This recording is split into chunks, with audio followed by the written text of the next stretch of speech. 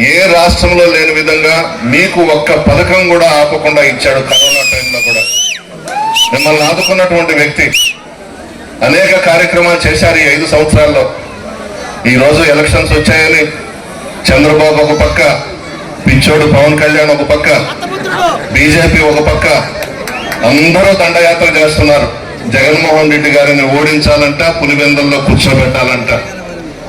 ఒకటే చెప్తున్నా, ఎంతమంది ఏకమైనా సింహం సింగల్గానే వస్తాయి.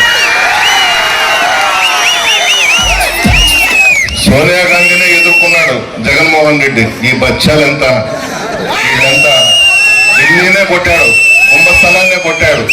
మీ ఆశీర్వాదంతో అది కూడా ఈరోజు వచ్చి ఊరు ఊరు తిరుగుతూ జగన్ గారిని ఓడించాలి, ఇంట్లో కూర్చోబెట్టాలి. ఏం తప్పు చేశాడు జగన్మోహన్ రెడ్డి గారు? మీకు సంక్షేమ పథకాలు ఇవ్వడం తప్పు చేయడమా? అభివృద్ధి కార్యక్రమాలు ఇవ్వడం తప్పు చేయడమా? మమ్మల్ని అందరినీ ఇంటింటికి పంపించి మీ యోగక్షేమాలు తెలుసుకోమన్నది తప్పు చేయమనడం. ఈరోజు వస్తున్నారు. ఈ మధ్యన వరకు జగన్మోహన్ రెడ్డి గారి పుణ్యాన, జగన్మోహన్ రెడ్డి గారి దయతో రాజ్యసభ పదవిని 6 సంవత్సరాలు వేమిరెడ్డి ప్రభాకర్ రెడ్డి అనుభవించి, ఆయన భార్య ప్రశాంత్ రెడ్డికి టీటీడీ బోర్డు మెంబర్గా వేయించి, ఢిల్లీలో 4 రాష్ట్రాలకు టీటీడీ బోర్డు ప్రతినిధిగా జగన్మోహన్ రెడ్డి గారి దగ్గర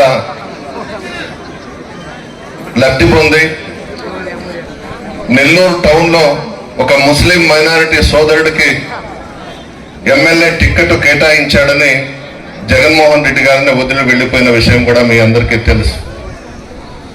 ఏంది ప్రభాకర్ రెడ్డి క్వాలిఫికేషన్? డబ్బు, చాలా డబ్బు ఉంది. నా మీదకి వచ్చాడు. ఆయన దగ్గర డబ్బు ఉండొచ్చు.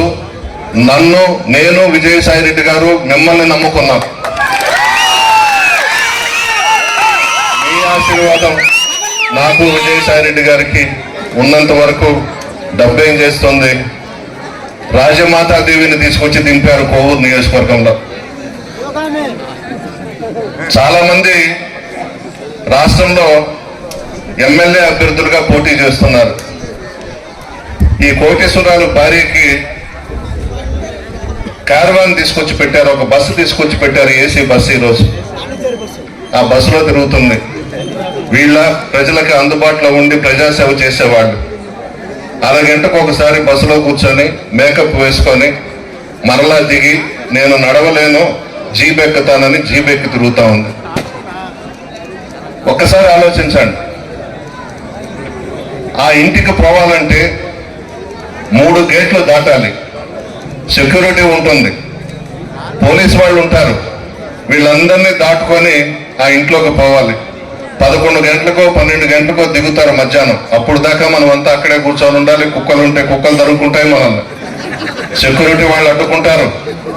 డబ్బు ఉండేవాళ్ళమ్మా కోటేశ్వర్లు. ఒక్కసారి ఆలోచించండి. ఈసీకి 25 లక్షలు, ఎంపీపీకి 25 లక్షలు, ఎంపీపీ ఉపాధ్యక్షులకు 15 లక్షలు. ఈ అమ్ముడుపోయే నాయకుల కన్నా ఇక్కడ వైఎస్ఆర్ కాంగ్రెస్ పార్టీలో జగనన్న సైన్యం ఉంది. రాజశేఖర రెడ్డి గారి కుటుంబాన్ని నమ్ముకున్న ప్రాణాలిచ్చే కార్యకర్తలు, నాయకులు ఎవరు అమ్ముడు పోలేదు. ప్రజలు అమ్ముడు పోలేదు. కొంతమంది నాయకులు ఈ 5 సంవత్సరాలు నన్ను ఉపయోగించుకొని, నా దగ్గర పనులు చేసుకొని, ఈరోజు ప్రభాకర్ రెడ్డి దగ్గర డబ్బు చూసి కొంతమంది నాయకులు ఈ నియోజకవర్గంలో అమ్ముడు పోయినారు. కానీ నేను కానీ విజయసాయి అన్న కానీ మిమ్మల్ని నమ్ముకున్నా. పార్టీ నాయకులు, కార్యకర్తలు ఈ రోజు ఉన్నటువంటి వాళ్ళని నమ్ముకున్నా. భవిష్యత్తులో ప్రతి దగ్గర చెప్తున్నాను ఈ విషయం, మనమే గెలుస్తున్నాం.